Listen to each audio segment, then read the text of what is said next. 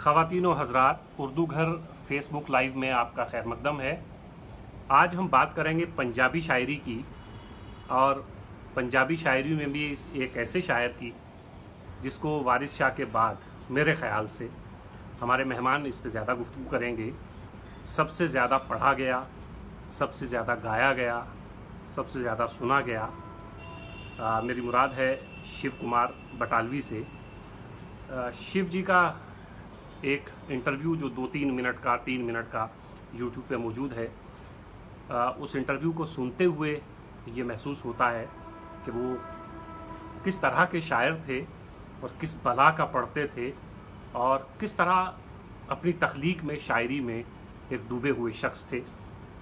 आज हमारे मेहमान हैं तरकश प्रदीप। ये नई नस्ल का जिक्र बहुत होने लगा है, लेकिन वाकई में हिंदुस्तान में जो लोग बहुत अच्छी शायरी कर रहे हैं, उर्दू में हमने इन्हें बहुत सुना है, लेकिन ये पंजाबी में भी शायरी करते हैं। पंजाब से इनका ताल्लुक़ है और नई नस्ल में जो बहुत अच्छा लिखने वाले हैं उनमें एक नाम है। सिर्फ शायर ही नहीं है बल्कि बहुत अच्छे स्कॉलर भी हैं। ख़ास तौर से पंजाबी शायरी और पंजाबी अदब पे इनकी बहुत गहरी नज़र है। हमारी दरख्वास्त पे तरकश प्रदीप जी आप तशरीफ़ लाए हैं, आपका बहुत शुक्रिया। शिव कुमार बटालवी आज मौजूए गुफ्तगू हैं।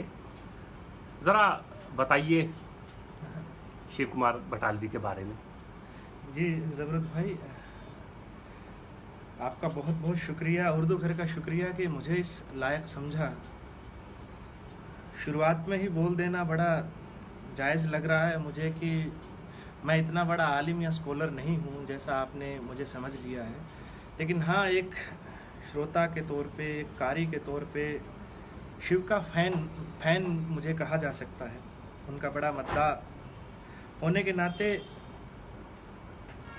इस लायक ख़ुद को न मानते हुए कि मैं उनके बारे में बहुत कुछ बता सकता हूँ, कोशिश कर रहा हूँ, तो ये आपकी मोहब्बत के सदक़े है। उर्दू घर और ज़मरुद भाई, आपका फिर से शुक्रिया। बहरहाल, शिव कुमार बटालवी मेरे और मुझ जैसे करोड़ों दुनिया वालों के पसंदीदा शायर हैं और उन्हें बड़ी शिद्दत से प्रेम करते हैं, उनको सुना जाता है और ये पिछले 50-60 साल से उनको सुना ही जा रहा है।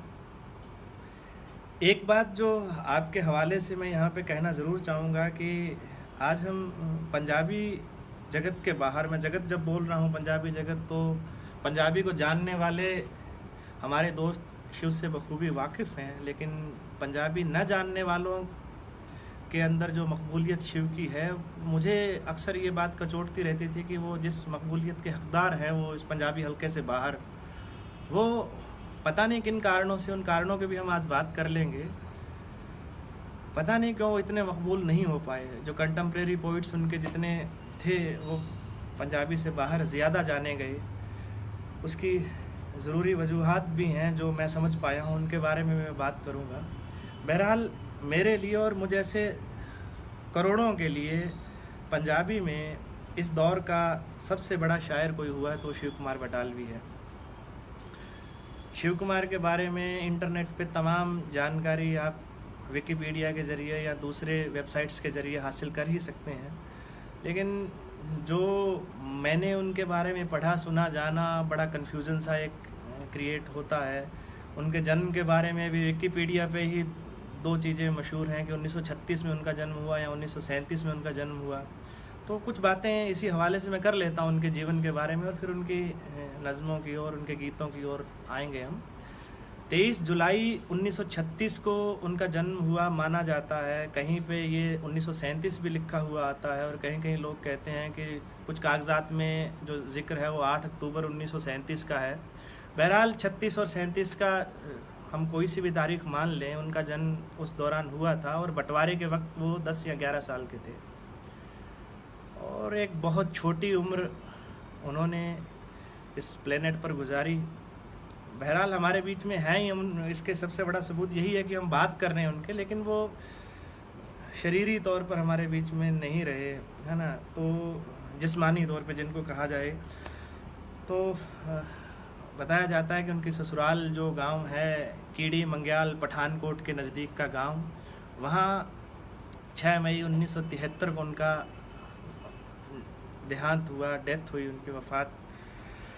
तो एक 35-36 साल का वक्फ़ा उनके पास था, और इस 35-36 साल में वो इतनी नज़में, इतनी प्यारी नज़में हम क़ारिन को दे गए हैं कि सैकड़ों वर्षों उन पे बातें की जा सकती हैं। तो आज का जो ये सेशन है, मैं पहले से ही इस बात को मान लेता हूँ कि उनके बारे में बहुत ज़्यादा बात नहीं कर पाएंगे, बहुत उन पे बात की जा सकती है। और उनका मद्दा होने के नाते मुझे तो अक्सर यही लगता है कि शिव के बारे में जब बात करने बैठो आप किसी से, तो ऐसा लग रहा होता है कि आप अपने महबूब से बात कर रहे हैं।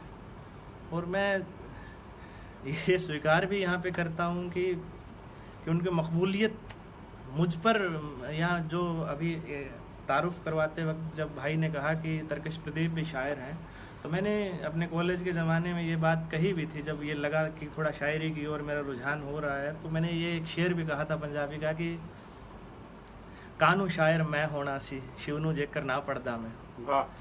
तो मुझे ऐसे शायरों के लिए भी वो एक रास्ता खोल के गए थे, अपनी बात को कहने का जो ज़रिया उन्होंने चुना, और हम भी उसी ज़रिए, उसी नज़रिए के। बहरहाल शिव के बारे में एक दो बातें बड़ी ज़रूरी हैं जो यहाँ पे कहना। विकिपीडिया पे या जो सूचना, जो गलत जानकारियाँ अभी मैं देख भी रहा था इस इंटरव्यू के सिलसिले में या इस बातचीत के सिलसिले में, तो वहाँ मैंने पाया कि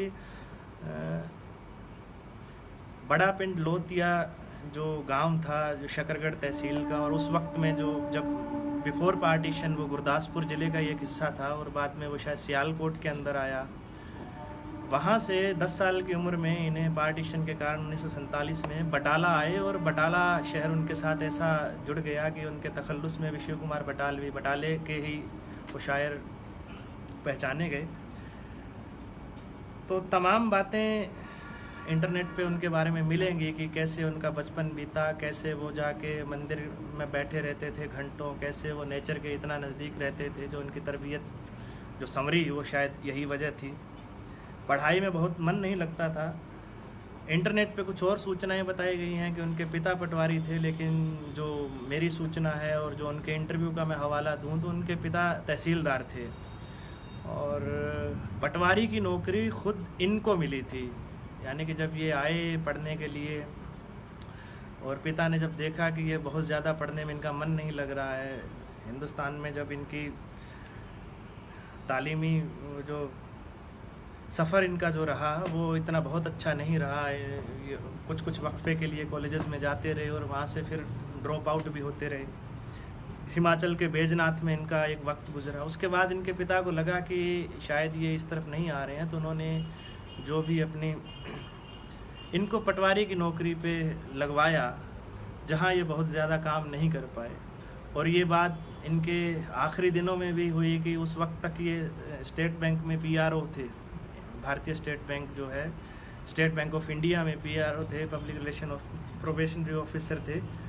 और वहाँ भी यही कहा जाता है कि हफ्ते में 1 या 2 दिन काम पे जाया करते थे, बाकी वक्त इनका शराब नोशी कहिए, मुशायरे कहिए, या इन चीज़ों में गुजरता था। तो शराब का जो अलमिया जुड़ा हुआ है शिव के साथ, वो भी जुड़ा हुआ है, इस हवाले से भी बात करना बनती है।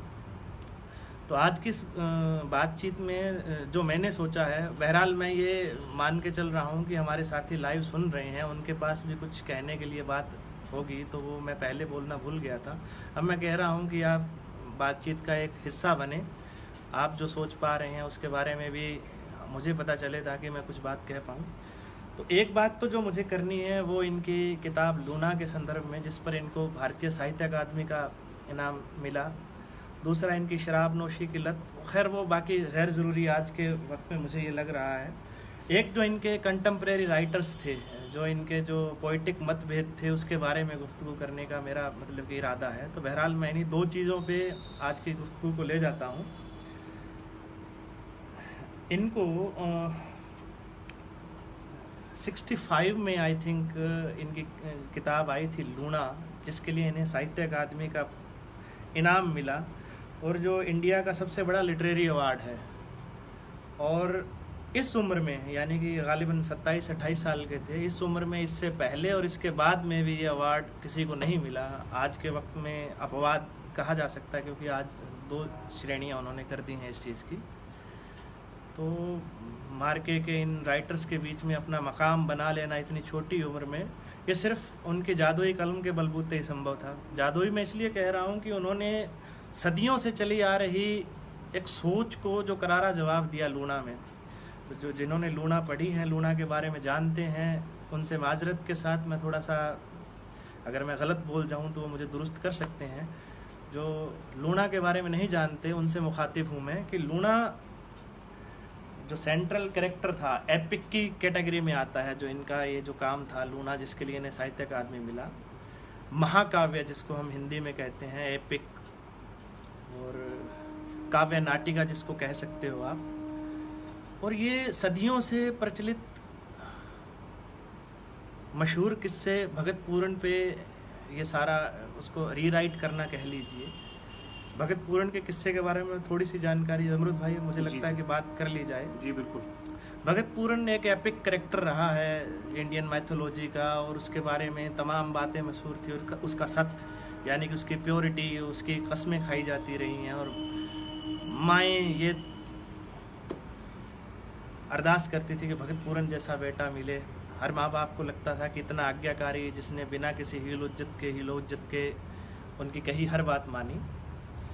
तो मोटा मोटा मैं इस किस्से के बारे में बता देता हूँ कि भगत पूरन जब इस मिथ के अनुसार भगत पूरन जब पैदा हुए तो उनके जो पिता, जो पहाड़ी राजा थे सलवान, महाराजा सलवान को उनके जो ज्योतिषी थे या जो भी उस वक्त में उनके गुरु थे, उन्होंने ये कहा, ये भविष्यवाणी की कि अगर एक पर्टिकुलर एज तक, यानी कि 12 साल, आई थिंक 12 या 13 साल की उम्र तक अगर आपने उसका चेहरा देखा तो आपकी मौत हो जाएगी।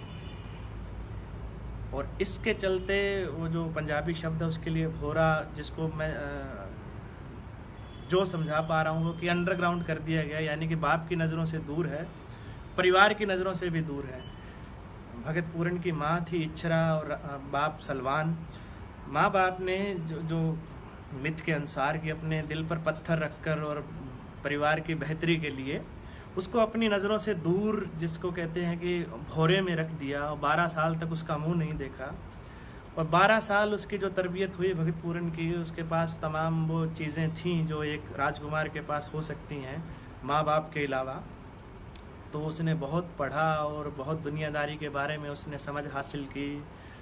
तमाम जो शास्त्र शस्त्र, जो निपुणता एक राजकुमार से उम्मीद की जाती है, उसने की। और जब 12-13 साल की उम्र में वो मौका आया, उससे पहले इनके परिवार के साथ एक और सानिहा बोलना शायद यहाँ पे ठीक नहीं होगा, हुआ ये कि राजा सलवान ने उस वक्त जब भगत पूरन जवान हो चुके हैं और उनसे मिलने का वक्त आ रहा है, एक 16 साल की नौजवान लड़की से दूसरी शादी की। उस पर मोहित हो गए, उस पर फिदा हो गए, जिसका नाम था लूना। वो 15-16 साल की लड़की, और उससे उन्होंने दूसरी शादी की अपने बुढ़ापे में जाके। और होता ये है कि जब भगत पूरन का ये वक्त आया कि वो आके अपने माँ बाप से मिलेगा, तो ज़ाहिरन वो अपनी सौतेली माँ से भी मिलने के लिए गए। और वहाँ पे सीन ये होता है कि जो लूना, जो उसकी सौतेली माँ थी, उसका जो आम फिल्मी ज़बान में बात करूँ कि दिल आ गया।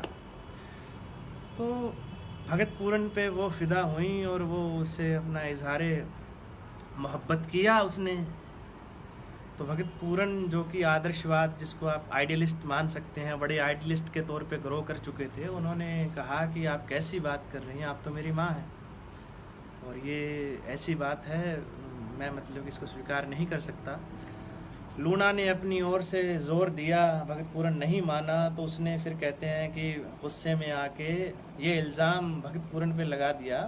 राजा सलवान यानी अपने पति से बोला कि ये लड़का जिसको आप अपना बेटा कह रहे हो, इसने जिन्ना की कोशिश की है, मेरे साथ ज़बरदस्ती की कोशिश की है। और उसके बाद में भगत पूरन को मतलब कि तमाम तसीहे तशद्दुद जिसका शिकार होना पड़ा, उसके हाथ पांव कटवा दिए गए राजा सलमान ने गुस्से में आके कि ऐसी औलाद से तो बेऔलादा ही बेहतर था। और बाद में वो किस्सा भगत पूरन की महानता से जुड़ा हुआ कि फिर भगत पूरन ने क्या किया, कैसे रहा, बाद में इंसाफ होता है, कैसे फिर राजा सलमान, ये सब चीज़ें। तो ये सदियों से चला आ रहा किस्सा था जिसके बारे में, जिसका मेन प्रोटैगनिस्ट भगत पूरन और जिसकी विलेनेस, जिसके खलनायिका जिसको आप बोल रहे हैं, वो लूना थी। शिव ने इसी किस्से को रीराइट किया लेकिन एंगल बिल्कुल बदल दिया। अब वही लड़की जो 16 साल की लड़की, और यहाँ पे ये भी बताते हैं कि वो एक दलित की लड़की थी, और दलित चेतना ढूंढने वालों ने वहाँ पे दलित चेतना भी ढूंढी इस किस्से में कि दलित की बेटी एक राजा लेकिन बूढ़े से ब्याही गई, और उसे अगर मोहब्बत हो गई है एक जवान लड़के से, तो उसके लिए फिर ये तमाम जो वैल्यूज़ की बात आप कर रहे हो वो कैसे जस्टिफाई करेगी। तो लूना के नज़रिए से जो जुल्म उसके साथ हुआ, इस उम्र में एक बूढ़े से ब्याह दिया जाना, और फिर अगर उसको मोहब्बत हो जाती है तो उस पर क्या ज़ोर था। तो लूना के एंगल से ये पूरा एक काव्य नाटिका जिसको लिखा शिव ने, और 70 के दशक में ये बात कहना जो ऑर्थोडॉक्स इंडियन कम्युनिटी के लिए जो उनकी बनी बनाई लीक थी, उससे हट के शिव ने जो ये काम किया, जिसके लिए उन्हें साहित्य अकादमी का अवार्ड मिला। और उसके बाद में इस किस्से की और इस जैसे तमाम अन्य किस्सों की, जो बाकी किस्सों के बारे में भी जो बातें, जो उनके दूसरे पहलू थे, लोगों का ध्यान उसके ऊपर गया। तो शिव इस एज में जब ये लिखा होगा तो 25-26 साल की उम्र रही होगी, 27-28 की उम्र में इनका जो किस्सा शाया होता है और फिर इनको अवार्ड मिलता है। तो आप सोचिए कि वो शख्स कितना ज़हीन और कितना फ़िक्रमंद, कितना फ़िक्र रखने वाला नौजवान रहा होगा। और ये बात मेरे कहने से सिद्ध नहीं होती है, उनकी जो पूरी पोइट्री है वो इसको जस्टिफाई करती है कि हाउ वंडरफुल वाज ही। और वहीं पे जब मैं दूसरी बात कहना चाहूँगा आज इस हवाले से कि जो उनके कंटेम्प्रेरी पोइट्स हुए, तरक्की पसंद तहरीक के जो लोग थे या उससे भी आगे चले आए, जो नक्सलाइट को मूवमेंट को समर्थन करने वाले, जिनको पंजाबी में जुझारवादी पोइट्री के संवाहक के तौर पे जाना गया, उन सब को शिव की कविता पसंद नहीं थी। मुझे अच्छी तरह से याद है कि शिव की कविता के ये भी बनी कि शिव की कविता में नेगेटिविटी बहुत ज़्यादा है, ये बहुत नेगेटिव बातें करता है। और यहाँ जो एक अजली मुद्दा रहा है अदब का कि गमे दौरा या गमे जाना, तो गमे जाना का तो बड़ा शायर था शिव, लेकिन गमे दौरा लोग यहाँ ढूंढ भी नहीं पाए। और ये इल्ज़ाम इन पे हमेशा आयद रहा कि आप बस अपनी ही बात करते हो, बहुत कुछ हो रहा है उसके बारे में आप नहीं कहते।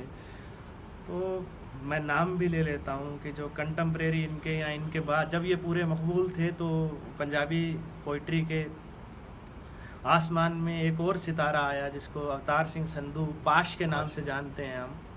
तो पाश शुरुआत में ही, क्योंकि उनकी तरबियत कुछ ऐसी थी कि उनको शिव की पोइट्री नहीं पसंद आती थी, और उनके साथ उनकी सोच से इत्तेफाक रखने वाले तमाम लोगों का जमावड़ा था जो शिव की पोइट्री को वर्थलेस बताने से भी जिन्होंने गुरेज नहीं किया।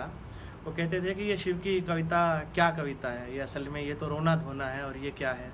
और ये मैंने जब मैं पढ़ रहा था, अब आप 60-65 की बात नहीं कर रहा हूँ, मैं बात कर रहा हूँ 21वीं सदी की, कि जब मैं पढ़ रहा था शिव के बारे में जानने, तो मेरे शुरुआती ग्रेजुएशन के दौरान कुछ प्रोफेसर्स ऐसे रहे जो शिव को पढ़ाते वक्त मतलब कि नाक मुँह सिकोड़ते थे कि ये क्या है, ये तो मरने की बात करता है। तो एक मज़ेदार किस्सा उससे जुड़ा हुआ है, जमरुद भाई मैं कर लूँ बात कि हमारे एक प्रोफेसर, लेडी प्रोफेसर थी, वो बाकायदा उन्होंने मतलब कि ये बताया कि ये शिव को बस पढ़ाना पड़ रहा है, मजबूरी है, वरना मतलब कि ये तो पढ़ाने लायक है ही नहीं, ये तो बड़ा नेगेटिव शायर है। मैं कहा जी क्यों, आप क्या बात कर रहे हैं। तो उन्होंने हवाला दिया कि ये तो मरने की बात करता है, अपनी हर दूसरी नज़म की, हर पहली दूसरी नज़म की तीसरी लाइन में ये मौत की बात करेगा। तो मैंने कहा क्या है मौत की बात, कौन नहीं, जो जन्मेगा वो मौत की बात तो करेगा ही। लेकिन वो कहते कि इनकी नज़म पढ़िए आप, जो इनकी बड़ी मशहूर नज़म है, मैं उसको नॉन पंजाबी दोस्तों के लिए उसका तर्जुमा जो टूटा फूटा मैंने खुद ही किया था वो पढ़ देता हूँ कि हमने तो यौवन ऋतु में मरना, यौवन ऋतु में जो भी मरता फूल बने या तारा, यौवन ऋतु में आशिक मरता या कोई कर्मों वाला, असा था यौवन ऋतु मरना। इस कविता का हवाला दिया जो हमारे सिलेबस में भी थी कि ये पढ़, क्या है ये। तो मैंने कहा कि इसने ये तो कहा है कि यौवन ऋतु मरना, लेकिन कोई एज तो डिफाइन नहीं की है। मैं अगर एक पोइट के या एक पोइटिक नेचर के आदमी के हवाले से उस वक्त भी ये सोच पा रहा था 17-18 साल की उम्र में भी कि ये कह रहा है कि मैं जब भी मरूंगा मुझ पर यौवन ऋतु होगी। तो मैंने कहा ऐसे भी सोचा जा सकता है। इसने ये कब कहा कि मैं आज मरूंगा, ये कह रहा है कि जब मैं मरूंगा तब मुझ पर यौवन होगा। ये इसका दूसरा पार्ट ऐसे भी तो किया जा सकता है। खैर ये एक बात थी, लेकिन कहने वाले नहीं रुके। और शिव का एक उन्हीं दिनों में मैंने एक शिव का इंटरव्यू नुमा एक बयान कहीं पढ़ा था, उससे जुड़ी हुई बातें कुछ मेरे जहन में हैं। तो शिव ने ये बात कही वहाँ पे, वो मैं अब हवाला पूरी तरह से आपको नहीं दे पाऊँ, लेकिन बात बड़ी मज़ेदार है ज़मरुद भाई, हमारे जो साथी सुन रहे हैं उनके लिए, कि इनसे जब कहा गया तो इनका जवाब था इसी हवाले को लेकर कि भाई तारीफ़ और मजम्मत पे ही ये दुनिया कायम है, और ये अव्वलीन काम है तारीफ़ और मजम्मत, या निंदा और प्रशंसा जिसको हम हिंदी में कह रहे हैं। कि निंदा और प्रशंसा कह रहे हैं कि मैंने अपने दर्द, पीड़ जिसको पंजाबी में पीड़ कहा जाता है, दर्द आप समझिए, कि मैंने अपने दर्द की निंदा की, मैंने अपने दर्द की मजम्मत की और ऐसे गीत लिखे। दुनिया मेरे गीतों की मजम्मत कर रही है, मेरे गीतों की निंदा कर रही है। तो ये खेल तो चलता ही रहेगा। तारीफ़ के साथ मजम्मत बड़ा अहम पार्ट है। और लास्ट में वो एक पंच मार के जाते हैं और बोले मजम्मत हमेशा जो कमतर होता है वो करता है। तो इस हवाले से मैं जो समझा कि दर्द शिव के लिए ऐसा अलमिया था जिसको वो अपने आप से बेहतर मानते ही थे, जिस पे उनका कोई बस नहीं चलता था। इसलिए वो कहते हैं कि मैं अपने गीतों में, अपनी नज़मों में दर्द की उस्तति भी मत कहिए, दर्द की मजम्मत कर रहा हूँ, दर्द के बारे में वो मतलब कि मैं उसकी निंदा कर रहा हूँ। और ज़ाहिरन जो लोग मेरी कविता की निंदा कर रहे हैं वो इस कविता से कमतर ही हैं।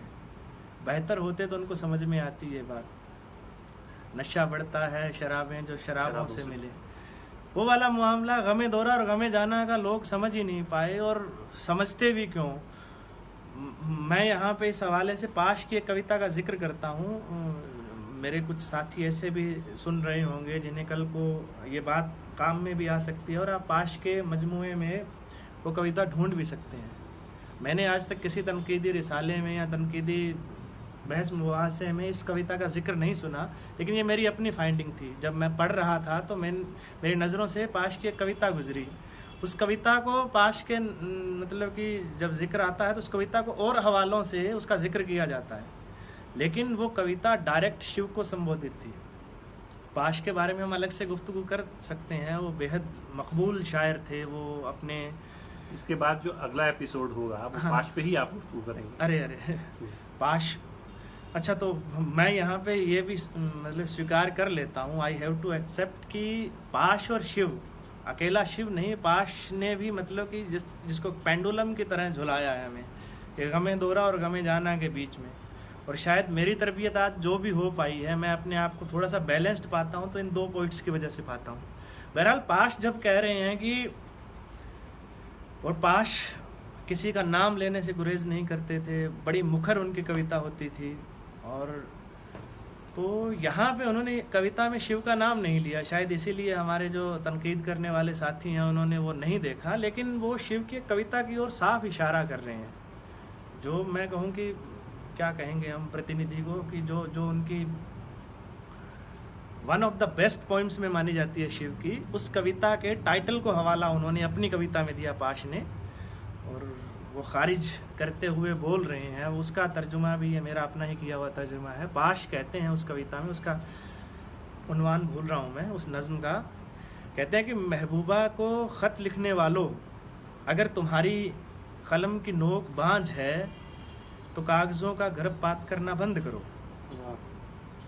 तारों की ओर देखकर क्रांति की बात करने वालों, क्रांति जब आएगी तुम्हें दिन में तारे दिखाएगी। आज वारिस शाह की लाश समाज के तन पर कंडियाली थोर कंटीली झाड़ी। आज वारिस शाह की लाश समाज के तन पर कंटीली झाड़ी बनकर उगाई है। इसे कहो कि यह वारिस का युग नहीं, वियतनाम का युग है। हर दयार में हक के लिए संग्राम का युग है। तो पाश का जो रोसा, जिसको पंजाबी में हम बोलते हैं, जो गुस्सा था, वो अपनी जगह पे जायज़ था, लेकिन शिव के पास अपने तर्क थे और वो तर्क आज हम महसूस भी कर पाते हैं। एज ए पोइट मैं और ज़्यादा महसूस कर पाता हूँ कि गमे जाना भी असल में गमे दोरा ही है, जो मैं समझ पाया हूँ। तो जब आदमी, मैंने कहीं और भी ये बात कही है, फिर कह रहा हूँ कि जब तक आदमी अंदर से ठीक नहीं होगा, खुद का उपचार उसने नहीं किया है, खुद का कैथारसिस नहीं हुआ है, तो आप उससे क्या उम्मीद करोगे कि वो समाज का भला कैसे कर देगा।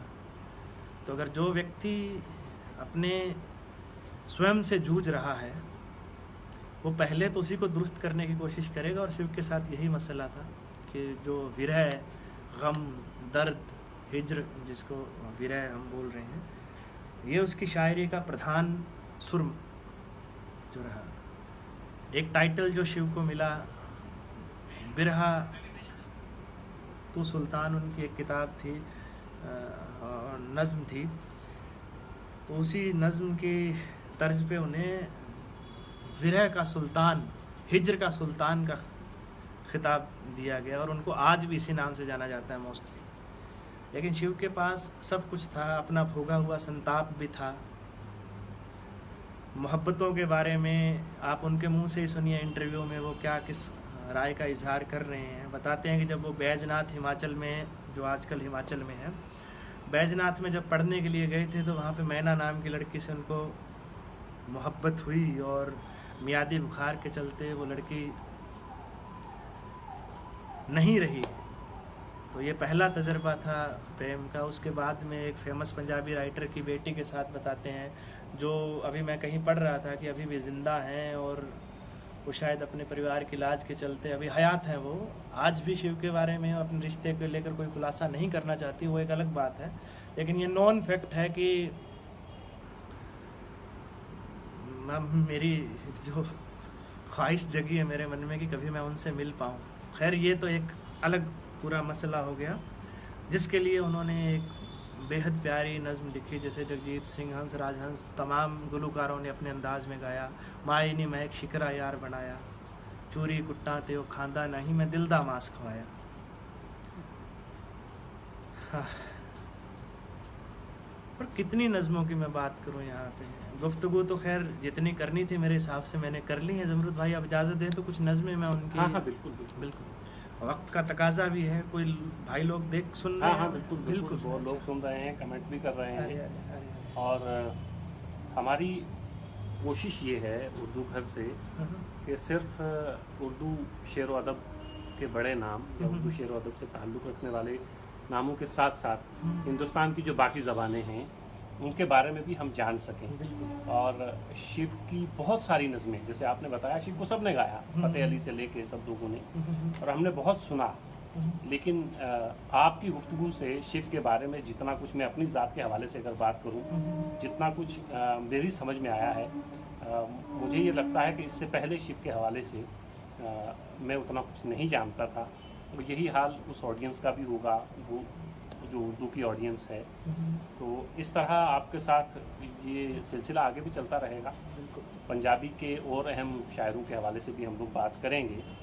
ये तो इब्तदा है, आगे आगे देखिए होता है क्या। लेकिन आपकी ज़बानी शिव कुमार की बटालवी की नज़में सुनने का लुत्फ़ भी अपना है, चूँकि मैं रिकॉर्ड में तो नहीं, तो ऐसे तो सुन चुका हूँ बहुत बार। तो अब आप नज़में सुनाइए, कुछ आपने तर्जुमा भी की हैं, तर्जुमा भी सुनाइए और पंजाबी में भी सुनाइए। तर्जुमे वाली बात मैं यहाँ पे करना बड़ा ज़रूरी समझता हूँ कि मैं पंजाबी का ही स्टूडेंट रहा, एमए पंजाबी भी मैंने किया, पंजाबी का ही मैं टीचर रहा हूँ, प्रोफेसर भी रहा टीचिंग ऑफ पंजाबी का। मुझे वो जुमला याद आ रहा है मुश्ताक अहमद यूसुफी साहब का, कल परसों ही किसी भाई ने थ्रो किया था कि एक प्रोफेसर एक बार प्रोफेसर बन जाए तो हमेशा प्रोफेसर ही रहता है, बाद में चाहे क्यों ना समझदारी की बातें करने लगे। तो मैं पंजाबी का प्रोफेसर भी रहा और पंजाबी के प्रोफेसर मेरे महबूब भी हैं। मेरे जो मतलब कि कॉलेज में जहाँ से मैंने एमए की, ग्रेटिट्यूड है उनके प्रति उनके लिए जो जज्बा अब उभर के आ रहा है। बहरहाल एक बात मैंने शिद्दत से महसूस की जब मैं पंजाबी हलके से बाहर निकला या दिल्ली में आया।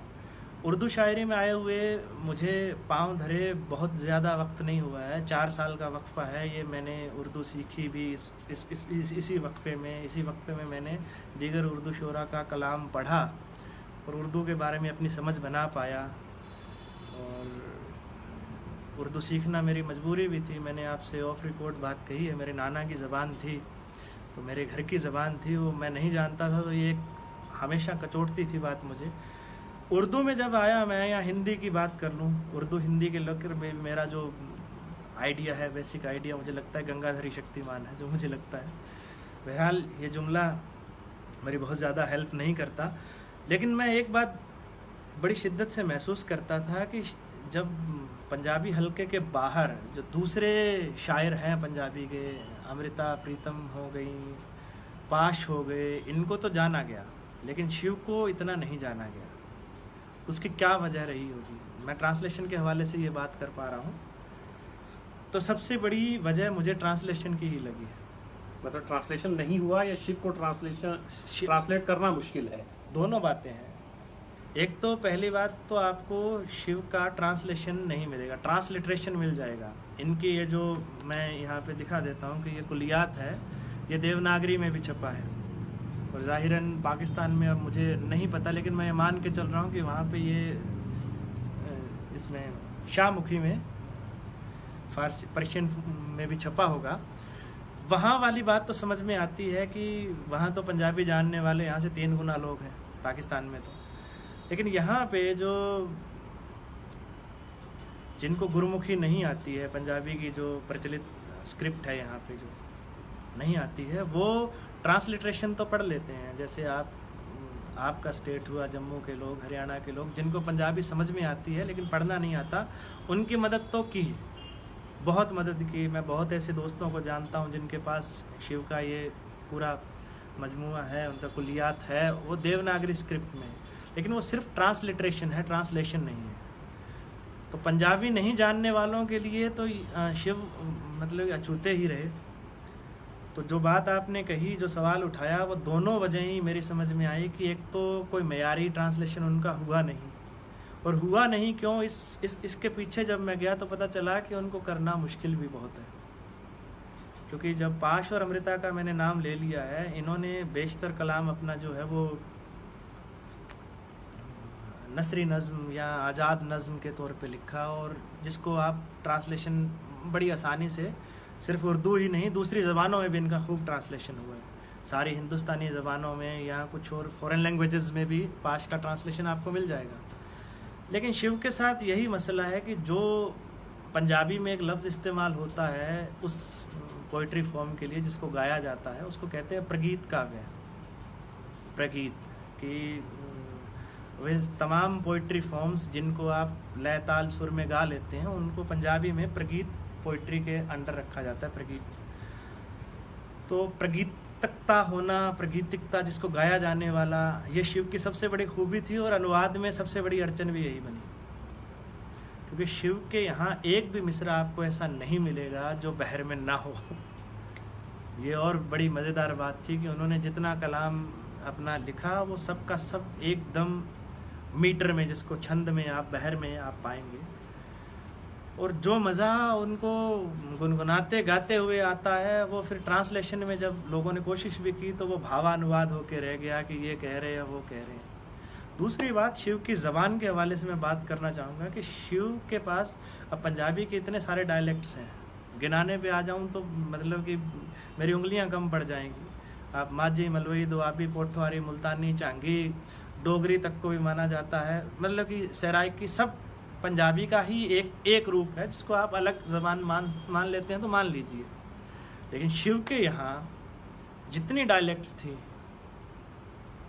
वो सब के सब उस डायलेक्ट की वोकेबलरी के शब्द आपको शिव के यहाँ मिल जाएंगे। आपको पहाड़ी ज़बान, जो पहाड़ी इलाकों में बोले जाने वाली पंजाबी हैं, उसके तमाम लफ्ज़ियात जो हैं शिव के यहाँ ऐसी मिलेंगी कि जो पंजाबी वाले ही नहीं समझ पाते। मैं आप लिटरली बता रहा हूँ, जब हम एमए कर रहे थे तो शिव को पढ़ते वक्त बहुत से लफ्ज़ ऐसे होते थे।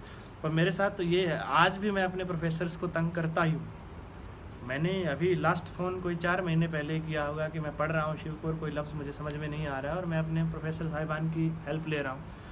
तो जो वोकेबलरी इनकी थी वो इतनी ज़्यादा मैच्योर और इतनी ज़्यादा वो कि और उससे बड़ी बात, जिनको आप शब्द युग्म जिनको बोल रहे हो आप, वर्ड कम्बिनेशन इन्होंने ऐसे किए और नए लफ्ज़ों का मतलब कि हज़ारों नए लफ्ज़ों का इजाफा किया पंजाबी ज़बान में, जो कहते हैं कि शिव से पहले किसी ने उस तरीके से इस्तेमाल नहीं किए थे। तो ये एक बड़ा कारण रहा कि उनके लिए आप शब्द कहाँ से लाओगे दूसरी ज़बान में। तो अनुवादकों के सामने ये स्थिति तो रही, लेकिन मेरे लिए ये बड़ी कचोटने वाली बात थी कि यार मैं जिसका डाई हार्ड फ़ैन हूँ, जिसको मैं इतनी मोहब्बत से चाहता हूँ, लोग उसके बारे में जानते क्यों नहीं। और मेरे एक बहुत मोहब्बती इंसान का मैं ज़िक्र यहाँ पे करना चाहूँगा। मैं चाहता था कि इनको मैं शिव के बारे में बताऊँ, मैं शिव के बारे में उन्हें बताता था, उनको फ़ोन पे मैं उनको उनकी नज़में सुनाता था, सामने से जवाब आता था समझ में नहीं आया, मैं उसके फिर अर्थ बताता तो कह रहे नहीं, ऐसे अर्थ बताने से वो मज़ा तो नहीं आ रहा है। तो पहली ज़रूरत मुझे महसूस हुई कि ट्रांसलेशन होना चाहिए। मैंने ट्रांसलेशन ढूंढा, नहीं मिला इन तमाम वजूहात के चलते। तो फिर ये काम मैंने किया। 2015 में मैंने ये कोशिश की। 2015 मुझे याद है, 2015 की छुट्टियां शिव के नाम ही थी। मैंने उस वक्त 30 के करीब नज़में इनके अनुवाद की। बेहद बचकाना भी लग रहा है मुझे आज वो अनुवाद, क्योंकि उस वक्त ये मेरे लिए ये इस किस्म का पहला काम था। लेकिन खूब पजराई भी हुई, खूब तारीफ़ भी मिली मुझे। जो उर्दू हल्के में मैंने अपने दोस्तों को जब उस कलाम से रूबरू करवाया कि यार मैंने शिव को ट्रांसलेट किया है, तो बड़ा एक हौसला मिला।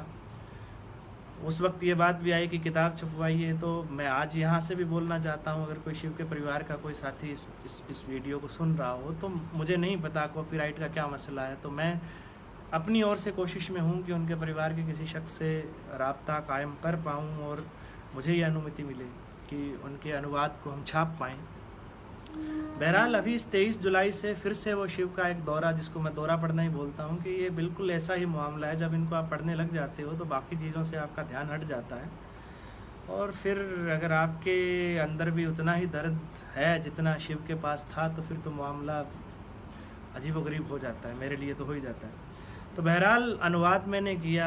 आज मैं आपको वो अनुवाद भी सुनाऊँगा। उनमें से एक नज़्म का जो हाल ही का अनुवाद है वो सुनाऊँगा। कुछ अनुवाद मैं पहले सुना चुका हूँ, आज उनको दोहरा नहीं रहा हूँ।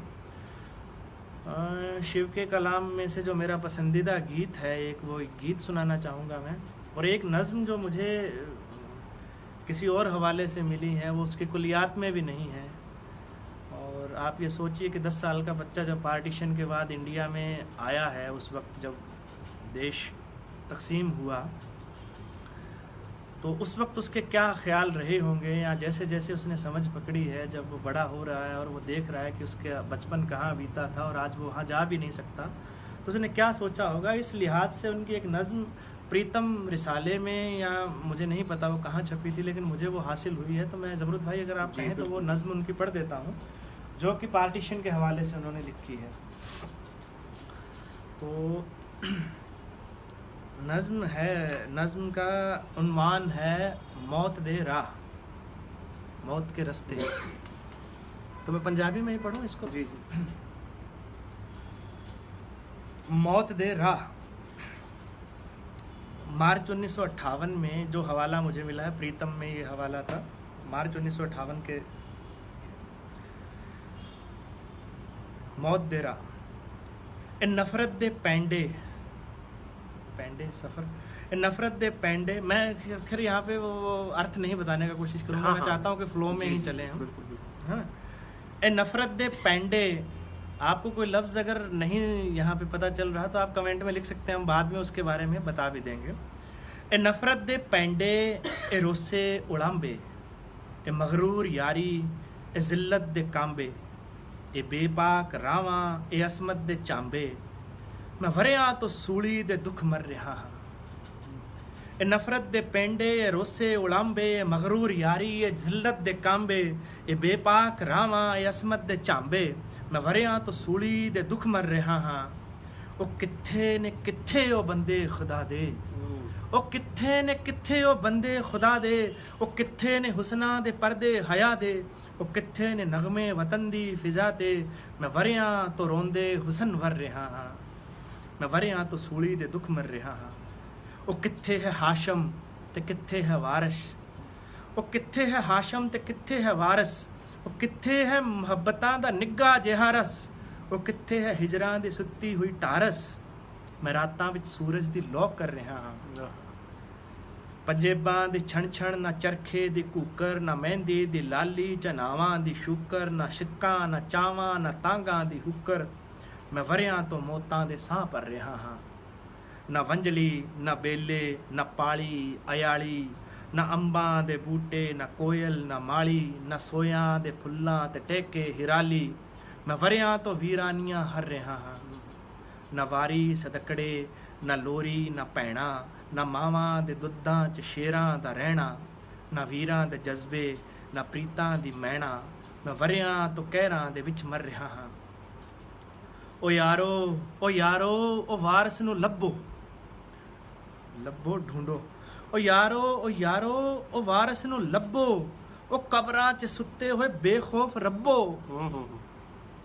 ओ यारो ओ वारस नूं लभो ओ कबरां च सुत्ते होए बेखौफ रब्बो ओ गलियां च पौंदा ओ दीवाना लभो मैं वरियां तो सुक्की चना तर रहा चनाब सूखा हुआ मैं वरियां तो सुक्की चनाब तर रहा हाँ ओ आओ वतन नूं संभालो ओ कुरलाट सैकी प्रीता नूं पालो ओ दर्दां नूं छन्ना जहर दा प्यालो मैं हुसना दे हुसना च रस चर रहा हाँ मैं वरियां तो सूली दे दुख मर रहा हाँ 1958 में ज़ाहिरन 20 साल उनकी एज रही है जब ये नज़्म उन्होंने लिखी है 20 साल और भी नज़में हैं पार्टीशन के हवाले से उन्होंने लिखी हैं बहरहाल मैं उनका नहीं जिक्र कर रहा एक अजीब किस्म की कैफियत पार्टीशन जिन्होंने झेला है हमारे यहाँ तो अक्सर बुज़ुर्ग कहा करते थे कि ये जो जुमला है अखंड राष्ट्र का पाकिस्तान का हिंदुस्तान का ये सब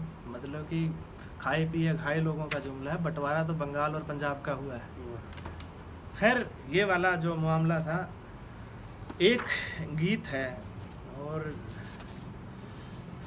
मैं यहाँ बता भी दूँ साथियों को मेरे कुछ बहुत साथियों को पता भी है कि मेरी तबीयत ठीक नहीं है मैं ज़ुकाम बुखार से था लेकिन शिव के लिए ये जुमला मैंने पता नहीं कब कहा था फिर दोहरा रहा हूँ कि शिव के लिए बात करनी हो तो मुझे कब्र से भी बुला लीजिएगा मैं आ जाऊँगा तो एक गीत है जो मेरा पसंदीदा गीत है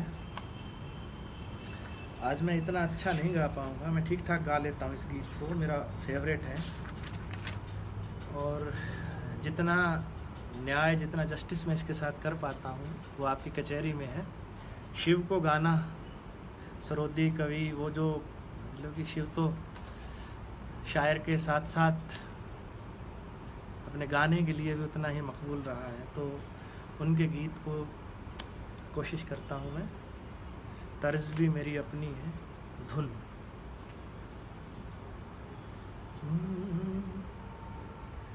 बाबल जी असां मरुआ गोडण जाना ओ बाबल जी असां मरुआ गोडण जाना नैना देखू गेड़ दुमाले नैना देखू गेड़ दुमाले मरुए पानी लाना ओ बाबल जी असां मरुआ गोडण जाना।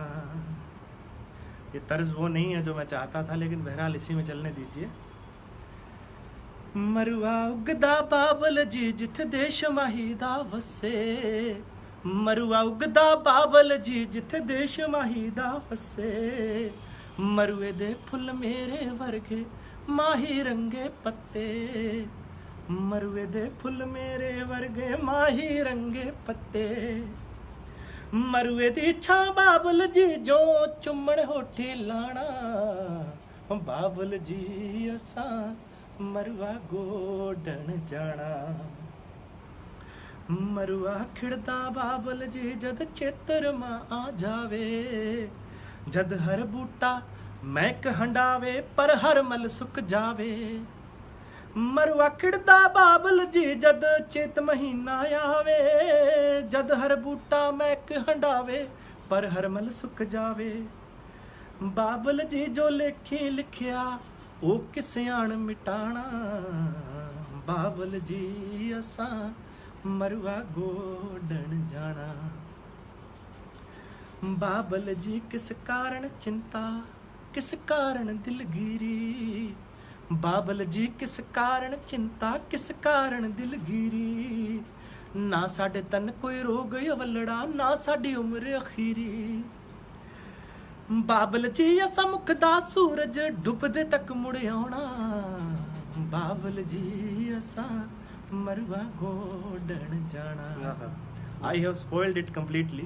बहरहाल ये नज्म ये गीत इनका मेरा पसंदीदा गीत जो है, और कभी इसको कंपोज करके मैं कोशिश करूँगा कि विद प्रॉपर म्यूज़िक भी आपको सुना पाऊँ। बहरहाल एक गीत अनुवाद का मैं सुना देता हूँ जो अभी हाल का अनुवाद है, मैंने कुछ दोस्तों को सुनाया हुआ है और उसके साथ ज़हमत तमाम। इतनी देर तक बने रहने के लिए आपका शुक्रिया। जो भी साथी हमारे साथ बने हुए हैं, मुझे बिल्कुल भी नहीं पता कि कौन कौन हमारे साथ जुड़े हुए हैं। रिक्वेस्ट तो मैंने सभी से की थी। ये बहुत सारे आपके चाहने वाले हैं। अरे खैर, अब इसकी तर्ज कैसी होगी पता नहीं, मैं ऊंचा नहीं गा पा रहा आज।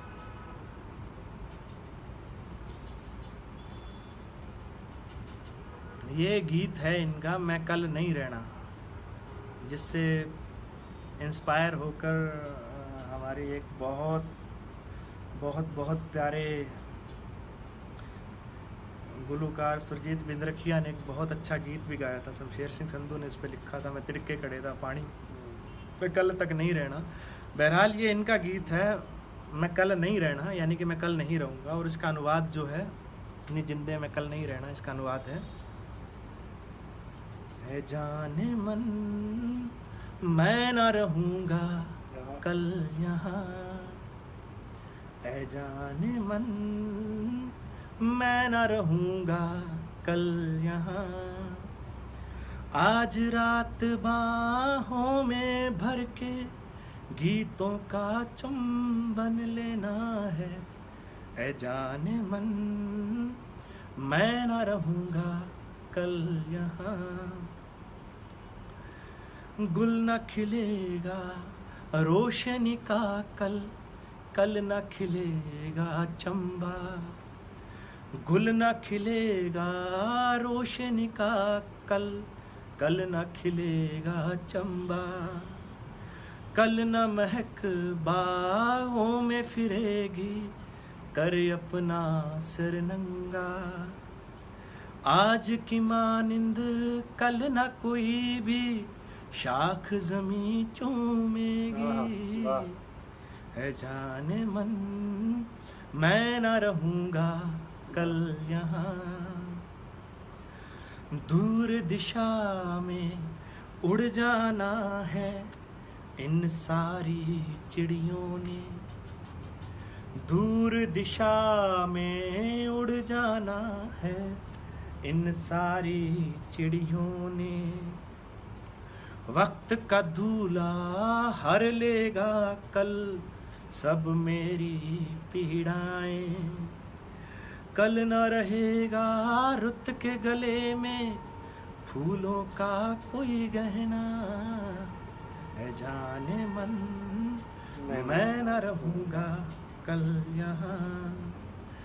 नक्श कदम राहों के हैं जो सुबह तलक न जिएंगे, नक्श कदम राहों के हैं जो सुबह तलक न जिएंगे।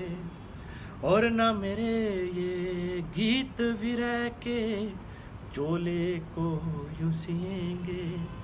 नक्श कदम राहों के हैं जो सुबह तलक न जिएंगे।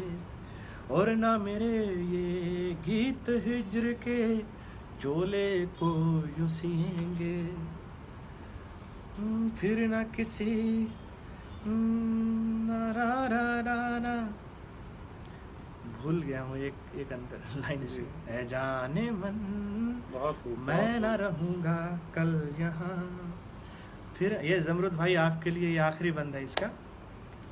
फिर न कभी हम आज के जैसे दोनों मिल बैठेंगे, कल ना ये सूरज ऐसे चढ़ेगा, कल ना ये यूं उतरेगा। वक्त का पंछी दाना दाना सांसों का चुग लेगा। है जाने मन मैं न रहूँगा कल यहाँ।